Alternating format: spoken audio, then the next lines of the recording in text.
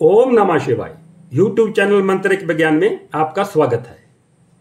आज हम बताएंगे भैरव साधना के बारे में कि भैरव जी की साधना कैसे की जाती है, भैरव जी किसका रूप हैं, इनकी साधना कैसे की जाती है, कौन सा मंत्र है इनकी साधना का, और जब वो मंत्र सिद्ध हो जाता है तो उसका प्रयोग कैसे करना है और किस लिए करना है, ये सब हम आपको इस वीडियो में बताएंगे। यहां हम आपको बताना चाहते हैं कि भैरव जी भगवान शिव का ही एक रूप है। भैरव जी की जो साधना है, जो मानसिक तरंगें होती हैं हमारे मन में, क्योंकि मैं पहले भी बता चुका हूं, आपका मन जब मंत्र में मिल जाएगा तो मंत्र सिद्ध हो जाता है।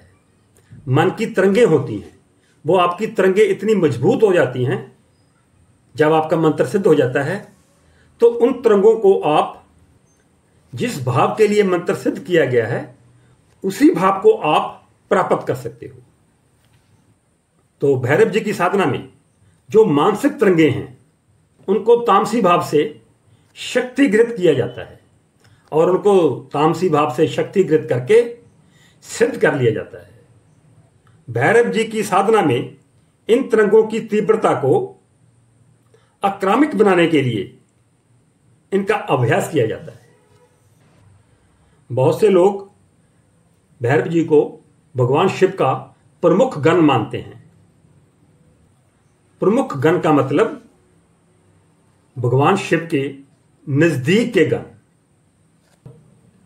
भैरव जी की साधना के उपरांत वो शक्ति मिलती है, आप तामसिक तरंगों को अपने हिसाब से किसी भी और मोड़ सकते हो।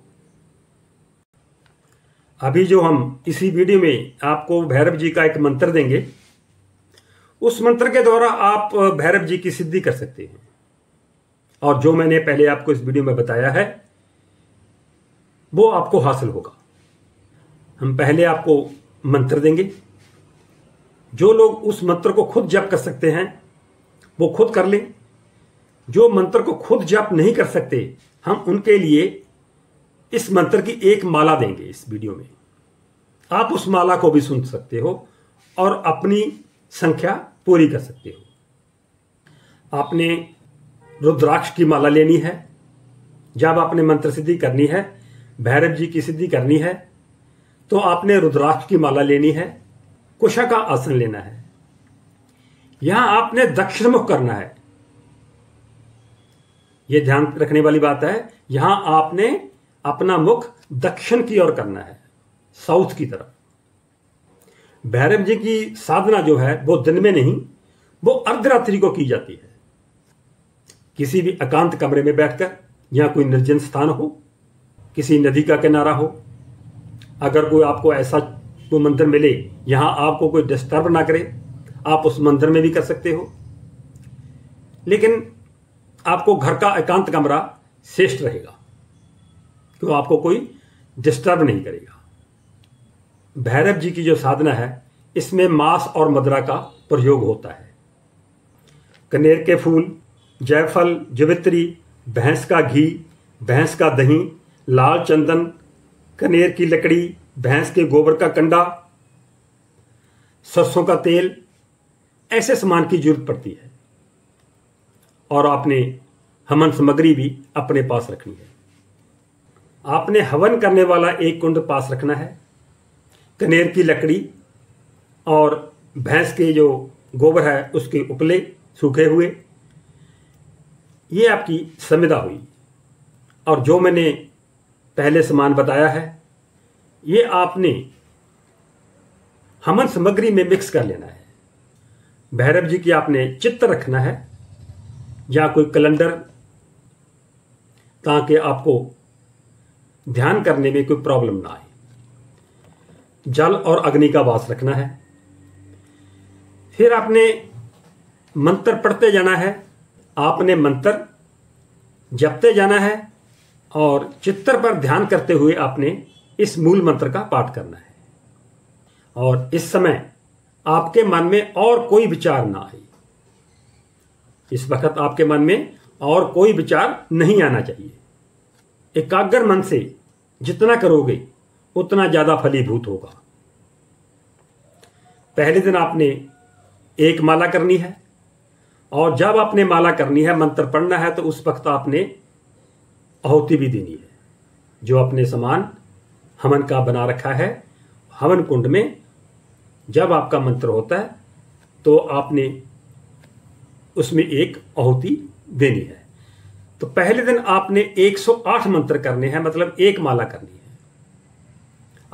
अगर आपके पास रुद्राक्ष की माला नहीं है तो आप जो हम इस वीडियो में एक माला पूरी मंत्र की देंगे, वो माला आपने सुन लेनी है, वो माला लगा लेनी है आपने, वो वीडियो चला लेनी है, वो मंत्र चला लेना है। जब मंत्र खत्म हो तो आप उससे एक एक आहुति देते जाएं।